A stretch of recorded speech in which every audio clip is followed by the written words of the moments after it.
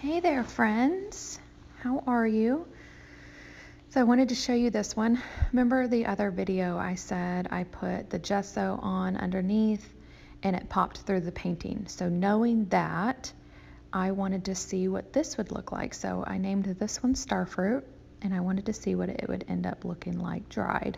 Now this is on my Shopify if you want to see the dried version, and I think there's one on Instagram as well.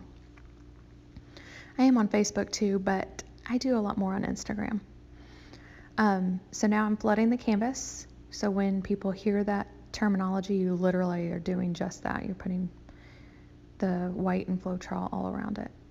I use my big bottle to flood the canvas, then I use the small one to work the edges a little bit and then get some of the little spots. This one it's a tedious spot, or to do that, but it just works much better to get the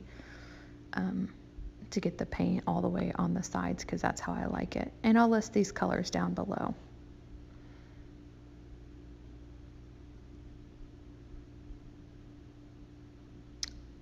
The MT stands for Master's Touch.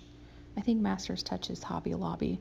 I don't really tend to go to Hobby Lobby very often. I just wanted to see if they had different paints than what my Michaels store does, and they did.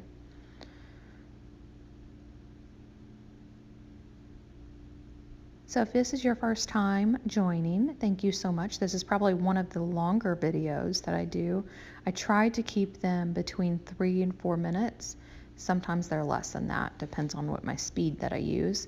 The reason why I do that is because you probably don't want to hear me ramble on about every little thing, and then most of the videos are about the same, so I don't want to waste your guys' time. So I do try to keep them a lot shorter time. I'm not perfect at these. Again, this is episode 15, so it's like my 15th video that I've done. So bear with me. I just like to, whatever tidbits I've learned, I want somebody else to learn, or however I can help you in any way. Being creative, getting out. I do this in my garage. It helps me get away from some of the stuff that goes on, you know.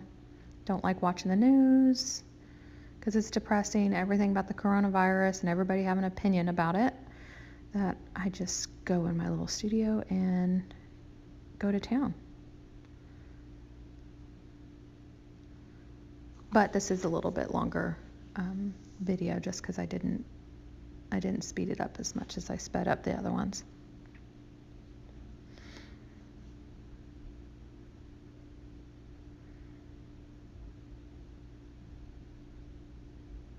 Just working the canvas. Probably got lightheaded, needed a break.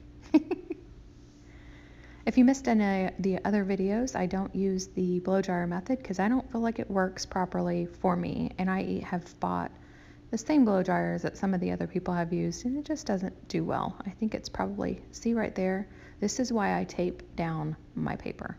Luckily, it didn't do anything to the painting that much, so I just had to blow back over it. But this is normally why I tape down that, because I do mine in my garage. So that was a huge learning curve, and I hope other people that do it outside that you tape down your paper too.